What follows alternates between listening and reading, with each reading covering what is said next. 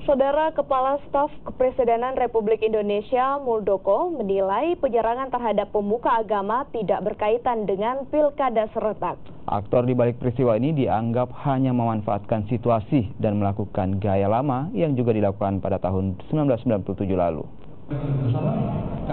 Bicara pada ruang diskusi di Barugaan di Pangerang Petarani Universitas Hasanuddin Makassar, Muldoko mengatakan penyerangan terhadap pemuka agama di tanah air tidak berkaitan dengan penyelenggaraan pemilihan kepala daerah serentak.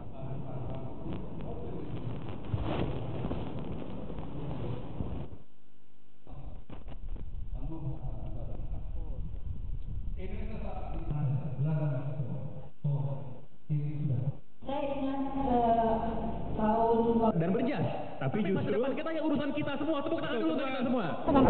Itu bukan pemain lama maksudnya, model lama. Model lama yang mudah sekali dikenali ya.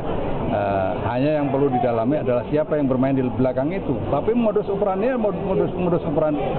yang lama itu yang sudah sering dilakukan ya.